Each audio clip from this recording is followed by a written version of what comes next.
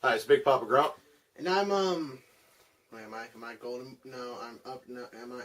Oh, I'm Junior. Yeah, welcome back, by the way. It's been a while. Yeah. And this is our recap of the WWE Raw exclusive pay-per-view Elimination Chamber. Yippee.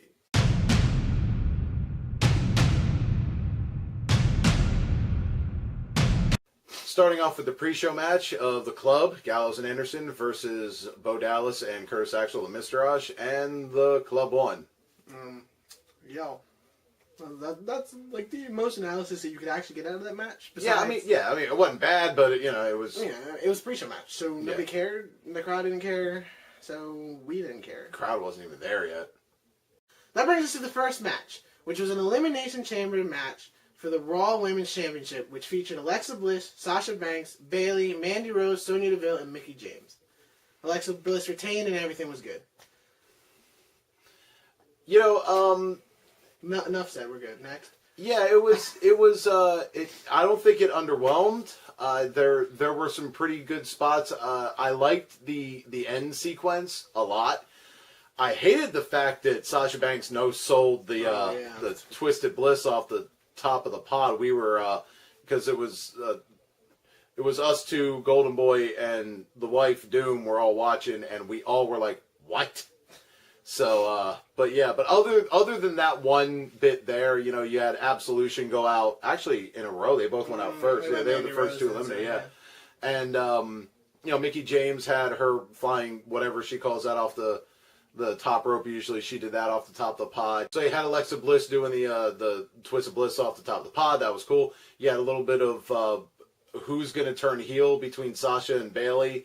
Because, Sasha kind of went after Bayley from behind, and then Bayley kind of was trying to get her back and all that. So it's still kind of up in the air which one they're going to turn heel, although it would make more sense for it to be Sasha because Bayley's better as a face and Sasha's better as a heel. But if you want to swerve. But other than that, I mean, the end result is Alexa Bliss retained clean. Trolled the fans a little bit at the end. That was pretty good, yeah. And was like, ooh, a double turn. Oh, no, she's a... Yeah, I was calling like, oh, are we going to have double turn? Because you had Sasha still hadn't quite left the chamber yet. And she's too busy crying like she always does. Yeah, so, but yeah, that'll be interesting how that plays out between now and April. Fun fact, though, she is Snoop Dogg's cousin. Which brings us to the Raw Tag Team Championship match between The Bar, Sheamus and Cesaro versus Titus Worldwide, Titus O'Neil and Apollo. Last name redacted. That match was a little dull. I mean, Sheamus and Cesaro are always good. Actually, nobody was really bad in the match, but it just didn't have pop. I think the crowd wasn't interested, and it kind of took the air out of the arena a little bit. Bar retains. Yay. Yeah. Well, it was the right call because I don't think you put the. I mean, if you really wanted to have a big surprise or whatever on this one, I think that would have been the safest of the surprises. But other than that. I think having the belts on the Bar, because there's really the tag team division on Raw is just in shambles right now. So just keep it on the Bar until you come up with something better. I mean, you don't have anybody besides like the Revival or the Club if you give them a push, but besides them, there's nobody else for them to wrestle. So it's like you're just gonna have a Bar Revival Club, and it's just nobody has any real momentum right now. The Club's getting a little bit of momentum. The Revival's trying to get momentum back. Unfortunately, they've been derailed a couple times due to injury and then bad booking. But Bar retains, and that's all is right in the world. That brings us to the match that no one was ready for: Asuka versus Nia Jax. I mean, it was good. It wasn't great. Asuka won, which was cool because you kind of keep the winning streak going. But other than that, I mean, Nia had some moments, but it wasn't anything like, oh. Yeah, she still looked dominant, but also, didn't look like she was too much for Asuka. So it was a nice balance. In the predictions video I mentioned, I thought it was going to be a no contest. CJ Truth and I were kind of on the same page with that because that way they both look strong, but. Did pick Asuka to win if there was going to be a winner, and she didn't win convincingly either. So Nia Jax, and she beat her up after the match anyways. And so Nia Jax comes out looking pretty strong as well. So it was, again, at the end of the match, pretty much all the cards fell where they were supposed to. So it was, Next up was Bray Wyatt versus Woken Matt Hardy. A lot of people were calling for Brother Nero to show up, or I think the crowd was chanting for King Maxwell at one point. But, Hardy gets the win, 50-50, kind of like I was thinking it was going to be, because Bray got the win at Raw 25, and they'll finish up the feud going into WrestleMania. I'd like to see a little bit more of the Woken brigade, who's showing up, like Rebby or King Maxwell or, those guys. They've been kind of teasing them on social media a little bit. But yeah, it was actually a much better match than I thought it was going to be. It was like the crowd wasn't super into it at first, but as the match went on, the crowd kind of got back into it a bit. And, both Bray and Matt can go, and they showed it was a much better match than their Raw 25 match was. You had nothing to add to that, huh? Not really.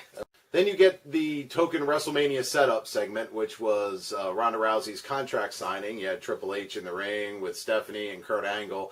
And, once Angle was there, it was like, okay, all three of them are in the ring with her, and this is going to be the mixed tag match. And that looks like what it was going to be. Angle kind of outed Triple H and Steph for... talking crap on Ronda and all that, and so anger and hilarity ensued as she put Triple H through a table and signed her contract. So got slapped by Steph. Yeah. Kurt Angle was relapsing. Yeah, that was probably the best line of the entire thing was when Triple H was like, "Oh no, Kurt's obviously relapsing," and I was like, "Ooh," but yeah, it was. Yeah, it was. The segment started out showing that, Ronda's got a way to go with her promo work, but that's fine. Guys, I got beat up by Holly Holmes. I'm so glad I'm here.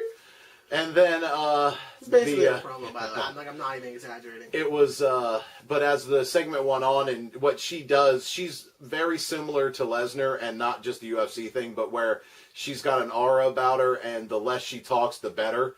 So I really think that she needs a mouthpiece. It doesn't have to be Heyman or anything, but she needs someone to do her talking for her.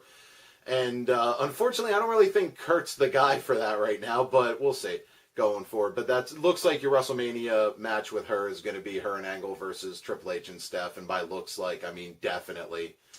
You know what they could do? They could bring back Vicky Guerrero for her. Okay, we're going to move on. It brings us to the main event, which was an Elimination Chamber match to be the #1 contender at WrestleMania.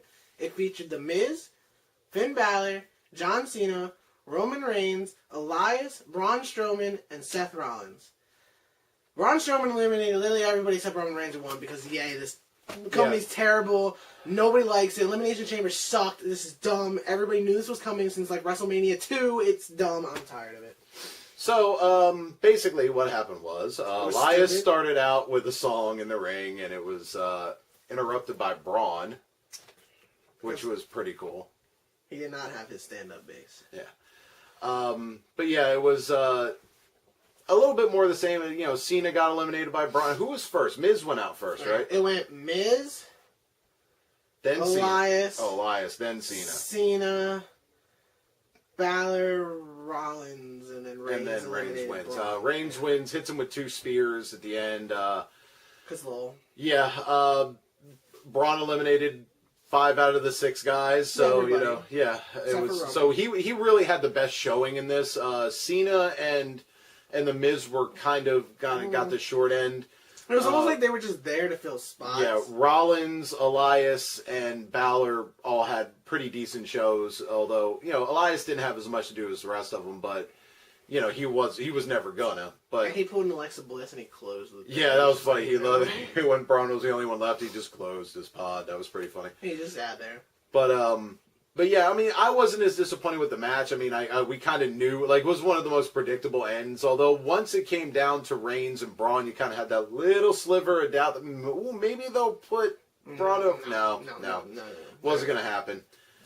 But Reigns don't put people over. Yeah, so it's going to be Roman Reigns versus Brock Lesnar as it stands now for the Universal Championship at WrestleMania. And then we're going to have Seth Rollins cash in and... Oh, wait. Yeah. But although... Alright, so getting to the board picks, we actually had 4 people with perfect boards, which has never happened at the same time. Have we even had duo perfect boards? No, we've never had Yeah. more than one perfect board at a time. It was myself, this guy, Wife of Doom, and Uppercut had perfect Who boards. had a perfect board? This guy. Yeah.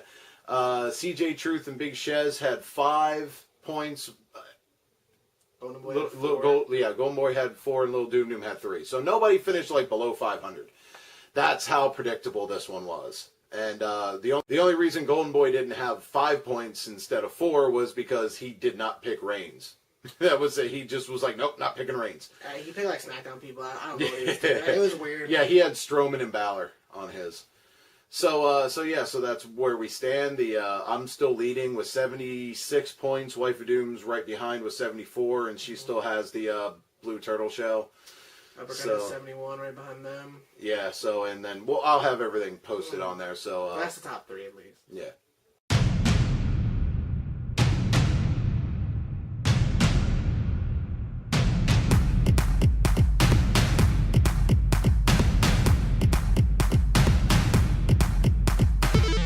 Alright, so that's been our video. I've been Big Papa Grump. I've been... Crap, which one? Oh, yeah, Junior. And catch you next time. And I think I'm the top presenter. Out. Gotta show up more for that.